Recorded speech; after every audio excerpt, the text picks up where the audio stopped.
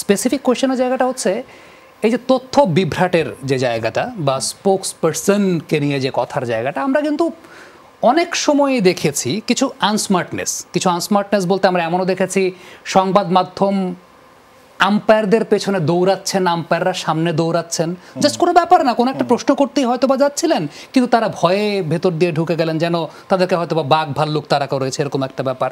কখনো কখনো আমরা এরকমও দেখি, উইথ ডিউ রেসপেক্ট আমি কথাটা বলছি, আমাদের যমুনা টেলিভিশনে স্যাটারডে নাইট স্পোর্টস নামে একটা অনুষ্ঠান হয়, একাধিকবার কোনো একজন কর্মকর্তাকে আমন্ত্রণ জানানোর পরও, কথা দেওয়ার পরও ওই দিনই তার পরিবারের কেউ একজন অসুস্থ হয়ে যান। তো এই যে বিষয়গুলো আমরা বুঝি গণমাধ্যমকে অ্যাভয়েড করতে চান, এড়াতে চান, কিন্তু দিন শেষে গণমাধ্যম তো একটা স্টেক হোল্ডার। সো এই যে স্পোক্স পারসনের কথাটা বিসিবি সভাপতি বললেন, কতটুকু প্রয়োজনীয়তা আছে দেশের ক্রিকেটের স্বার্থে?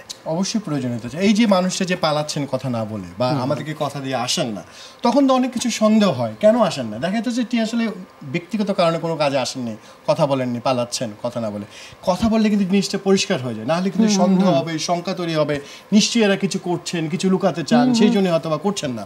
যে বিষয়টা নিয়ে রিপোর্ট করছিলাম যে বিসিবি সভাপতির এই প্রেস কনফারেন্সটা, চিন্তা করেন খুবই গুরুত্বপূর্ণ প্রেস কনফারেন্স, সেই প্রেস কনফারেন্স কেন লাইভ করা হবে না? মানে কেন? এবং সেই অনুষ্ঠান কোনো একটা গণমাধ্যম বলে লাইভ করেছে, সেই জন্য তাদের প্রতি এই মানে তাদেরকে নিষেধাজ্ঞার হুমকি পর্যন্ত দেওয়া হয়েছে।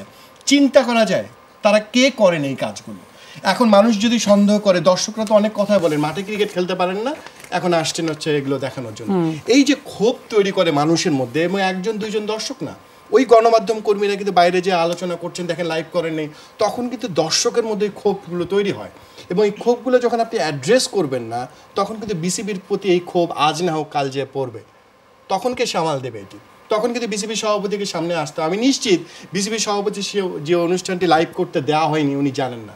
আমার কেন জানি মনে হয় বিসিবির মিডিয়া কমিটির চেয়ারম্যান বলছেন কোট আনকোট, কে করেছেন, কে এই নির্দেশনা দিয়েছেন তিনি নিজেও জানেন না। তাহলে জানেনটা কে? বলতে তো হবে। গণমাধ্যমে এই নিউজগুলো আসলে আসবে, সেটা ক্রিকেটের স্বার্থেই হবে, এবং সেটা এই জনপ্রিয়তা আছে বলে কিন্তু ক্রিকেট এই জায়গাটায় আছে, এটা মাথায় রাখতে হবে। এমন না যে আমরা ওয়ার্ল্ড কাপে অনেক কিছু করে আসছি, এমন না যে এই ওয়ার্ল্ড কাপে ব্যর্থ হয়েছি, তা কিন্তু না।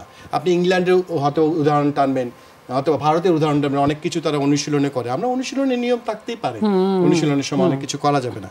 কিন্তু দেখেন আমি ইংল্যান্ডে এই ভারতকেও দেখেছি গণমাধ্যমকে ডেকে তাদেরকে আলাদা করে ইন্টারভিউ দিতে, শুধুমাত্র ওই দেশের জন্য, কিন্তু সেগুলো তো মানা হয় না। তখন কোথায় চলে যায়? তথ্যের অবাধ প্রবাহ না থাকলে এই সমস্যাটা তৈরি হয়।